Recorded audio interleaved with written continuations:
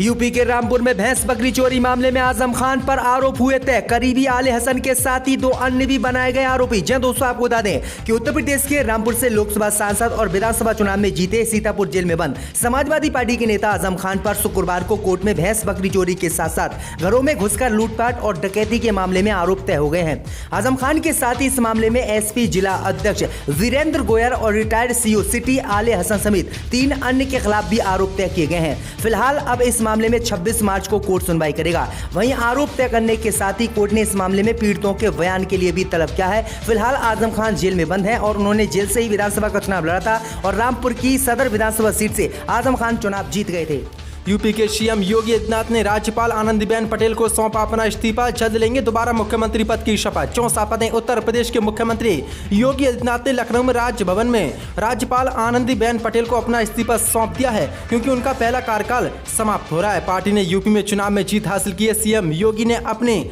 Seat Gorakhpur urban से जीते हैं। बता दें कि यूपी में 7 साल बाद ऐसा हो रहा है कि कोई सरकार 5 साल का कार्यकाल पूरा करने के बाद सत्ता में वापसी आई है। बीजेपी ने 403 विधानसभा सीटों में से 273 सीटों पर जीत हासिल की है, जिसके बाद योगी ने आज आनंदीबेन पटेल को अपना इस्तीफा सौंप दिया है और जल्द ही योगी दोबारा मुख्यमंत्री पद की शपथ लेंगे। सपा की हार के बावजूद करहल विधानसभा सीट पर अखिलेश यादव ने तोड़े साले रिकॉर्ड। भाजपा को झटका। 64 पदें। उत्तर प्रदेश विधानसभा चुनाव 2022 में समाजवादी पार्टी को भले ही हार का सामना करना पड़ा हो, लेकिन पार्टी अध्यक्ष अखिलेश यादव ने करहल सीट पर वोट का नया रिकॉर्ड कायम कर दिया है। अखिलेश यादव को इस चुनाव में 1,47,237 वोट मिले हैं, जो इस सीट पर अब तक चुनावों में सपा को मिले वोटों में सबसे ज्यादा है। ऐसे में अखिलेश यादव ने करहल सीट पर नया इतिहास रच दिया। उत्तर प्रदेश की 403 विधानसभा सीटों पर भारतीय जनता पार्टी ने शानदार प्रदर्शन करते हुए सहयोगी दलों के साथ मिलकर 273 सीटों पर प्रचंड जीत हासिल की है, जबकि समाजवादी पार्टी को 111 सीटें मिली हैं। अखिलेश यादव और सपा ने जनादेश स्वीकार कर लिया। अखिलेश यादव ने करहल सीट पर वोट का नया रिकॉर्ड कायम कर दिया। अखिलेश यादव को इस चुनाव में 1,47,237 वोट मिले हैं, जो इसी पर अब तक चुनावों में सपा को सबसे ज्यादा वोट मिले हैं, जिसके बाद भाजपा को झटका इस सीट पर माना जा रहा है। पीएम मोदी और सीएम योगी के खिलाफ आपत्तियां टिप्पणी करने के आरोप में एक शख्स गिरफ्तार। वीडियो वायरल होने के बाद सामने आया था मामला। 64 पदें। उत्तर प्रदेश पुलिस ने चुनाव प्रचार के दौरान प्रधानमंत्री मोदी और मुख्यमंत्री योगी आदित्यनाथ के खिलाफ आपत्तियां टिप्पणी करने के आरोप में शुक्रवार को आजमगढ़ से एक व्यक्ति को गिरफ्तार किया है। व्यक्ति की पहचान अजय यादव के रूप में हुई है। यादव को एक वायरल वीडियो में दोनों नेताओं के खिलाफ आपत्तिजनक टिप्पणी करते देखा गया। पुलिस ने अजय को शुक्रवार को निजामाबाद से गिरफ्तार कर IT एक्ट और CLA एक्ट के तहत मामला दर्ज कर जेल भेजने की तैयारी कर दी है। जो बड़ी खबर है। उत्तर प्रदेश चुनाव में दूरबीन से स्ट्रांग रूम पर नजर रखने वाले एसपी उम्मीदवार की हुई हार। 64 पदें। विधानसभा चुनाव में समाजवादी पार्टी का वो उम्मीदवार हार गया जो मतगणना से पहले अतिरिक्त सतर्कता बरतने और दूरबीन के जरिए स्थानीय निर्वाचन कार्यालय पर नजर रखते नजर आए थे। योगेश वर्मा ने पश्चिमी उत्तर प्रदेश के मेरठ जिले की हस्तिनापुर विधानसभा सीट से सपा के टिकट पर चुनाव लड़ा था। निर्वाचन आयोग की आधिकारिक वेबसाइट के मुताबिक उन्हें हस्तिनापुर में भाजपा प्रत्याशी और मौजूदा विधायक दिनेश खट्टे के हाथों 7,312 वोटों के मतों से हार झेलनी पड़ी है। चुनाव के बाद सर्वेक्षणों के रुझानों 9 मार्च को उत्तर प्रदेश में कुछ जगहों पर EVM के साथ छेड़छाड़ के आरोपों के बीच वर्मा को खुली जिप्सी में बैठकर दूर से ही स्ट्रांग रूम पर नजर रखने के लिए दूरबीन का इस्तेमाल करते हुए देखा गया था। हस्तिनापुर में भले ही वोटों गिनती के दौरान या उससे पहले EVM के साथ छेड़छाड़ की कोई शिकायत नहीं मिली थी, लेकिन वर्मा उनकी अतिरिक्त सतर्कता से जुड़ा वीडियो सोशल मीडिया पर आने के बाद चर्चा में आ गया है। बीजेपी के संगी सोम चुनाव के हारे ले डूबे दलितों की बस्ती। 64 यूपी के मेरठ थाना सदना क्षेत्र के गांव सलाबा में दलित बस्तियों में अज्ञात युवकों ने देर रात हमला कर दिया।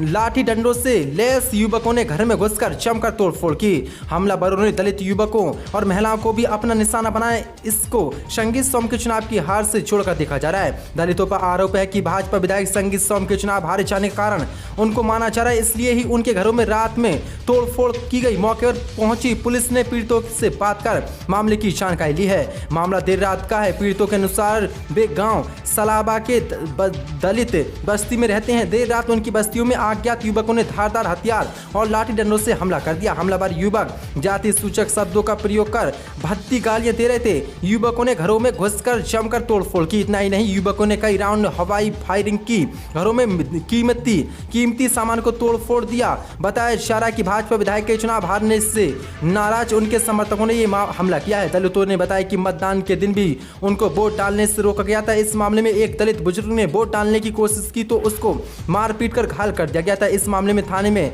रिपोर्ट दर्ज कर दी गई है। जो बड़ी खबर निकल के सामने, बीजेपी का विधायक संगीत सोम चुनाव हारने से बौखला गया है और दलित की बस्ती में अपने समर्थकों को भेजकर जमकर दलितों की पिटाई लगवाई और घरों को तबाह कर दिया है।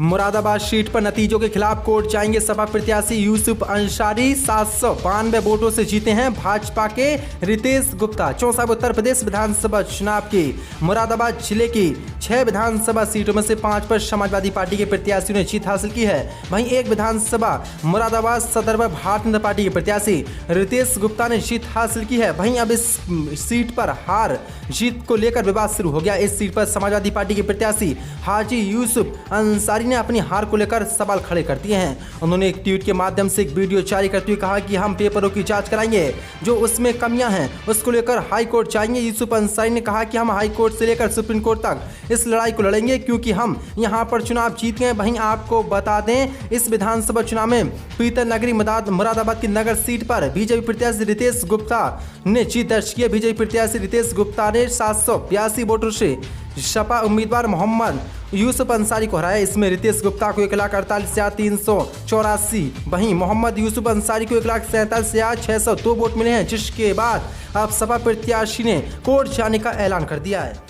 लोकसभा सांसद बने रह सकते हैं अखिलेश और आजम खान। शिवपाल को मिल सकती विपक्ष के नेता की कमान। 64 उत्तर प्रदेश विधानसभा चुनाव समाजवादी पार्टी ने 125 सीटों पर जीत दर्ज की है। वहीं इस बार चुनावी पार्टी के 2 लोकसभा सांसद भी विधानसभा का चुनाव जीते हैं। इसमें एक अखिलेश यादव मैनपुरी की करहल विधानसभा सीट से चुनाव जीते हैं, तो वहीं रामपुर से लोकसभा सांसद आजम खान भी रामपुर सीट से चुनाव जीते हैं। लिहाजा चर्चा है कि ये दोनों ही नेता लोकसभा सांसद बने रहेंगे और जीती गई विधानसभा सीट से इस्तीफा दे देंगे। राज्य में चर्चा है कि समाजवादी पार्टी के मुखिया अखिलेश यादव अपने चाचा शिवपाल यादव को नेता विपक्ष की कमान सौंप सकते हैं। जो बड़ी खबर है, यूपी चुनाव में भाजपा को बड़ा झटका। यूपी के बांदा में नाले में गिरकर बीजेपी बूथ अध्यक्ष की मौत। जीत के जश्न के दौरान हुआ हादसा। 64 उत्तर प्रदेश के बांदा जिले में मतगणना के बाद बीजेपी की जीत की खुशी मनाते समय जिस युवक के नाले में गिरकर मौत हो गई, वह परिजनों ने बताया कि वह बीजेपी पार्टी का बूथ अध्यक्ष था। हालांकि परिवार वालों का कहना है कि रेलवे की प्राथमिकता परीक्षा पास कर ली थी। वहीं भयानक घटना से परिजनों का रो रो कर बुरा हाल हो गया, जहां पर बीजेपी के नवनिर्वाचित सदर विधायक व अन्य भाजपाइयों ने मृतक के परिजनों को ढांढसा बनाया है। दरअसल ये मामला बांदा जिले में शहर कोतवाली क्षेत्र के मोहल्ला गायत्री नगर जिले का है, जहां के रहने वाले वृद्धवन दूध व मट्ठे का व्यवसाय करने के साथ ही बीजेपी के यूथ नंबर 86 का अध्यक्ष था। वहीं बीते गुरुवार को बीजेपी की जिले में 3 सीटों में जीत होने पर वह खुशी मना रहा था। इस दौरान दुकान में बने नाले में गिरकर वह घायल हो गया था। वहीं परिजन ने उससे जिला अस्पताल ले गए, जहां पर बांदा में रानी दुर्गावती मेडिकल कॉलेज के ट्रामा सेंटर में पहुंचा, जहां डॉक्टरों की लापरवाही के चलते थोड़ी देर में बूथ अध्यक्ष की मौत हो गई। उत्तर प्रदेश में हार के बाद मायावती ने लगाया मीडिया पर जातिवाद का आरोप। टीवी डिबेट में नहीं होंगे शामिल बसपा प्रवक्ता। 64 पदें।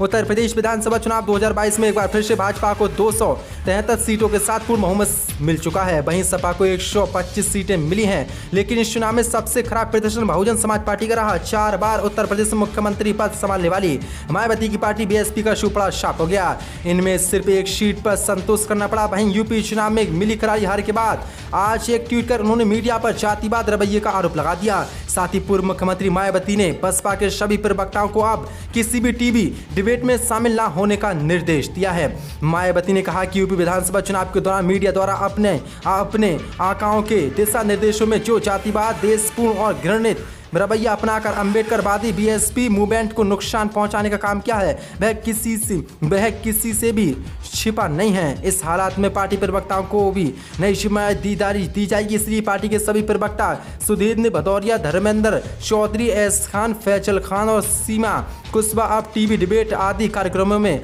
शामिल नहीं होंगी। 400 बड़ा झटका गोदी मीडिया को मायावती ने आज दिया है। यूपी में होली के बाद सीएम पद की शपथ ले सकते हैं सीएम योगी। कल दिल्ली में पीएम मोदी और बीजेपी अध्यक्ष जेपी नड्डा के साथ करेंगे मुलाकात। 64 बने उत्तर प्रदेश के कार्यवाहक सीएम योगी आदित्यनाथ कल दिल्ली के दौरे पर जाएंगे।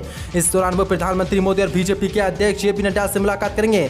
5 राज्य में चुनाव नतीजों आने के बाद अब हर किसी की निगाहें नई सरकार पर टिक गई हैं। हालांकि कहा जा रहा है कि होली के बाद नई सरकार का शपथ ग्रहण समारोह हो सकता है। दरअसल उत्तर प्रदेश चुनाव में बीजेपी ने 37 साल बाद इतिहास रच दिया। यूपी में 1985 के बाद बीजेपी दूसरी ऐसी पार्टी है जो सत्ता में लगातार दूसरी बार वापसी कर पाई है। इसी को लेकर आज बड़ी खबर निकल के सामने रही है। उत्तर प्रदेश में जब होली होगी, होली के बाद उत्तर प्रदेश के कार्यवाहक सीएम योगी आदित्यनाथ सीएम पद की शपथ ले सकते हैं और कल सीएम योगी दिल्ली में पीएम मोदी और बीजेपी के अध्यक्ष जेपी नड्डा के साथ मुलाकात करेंगे।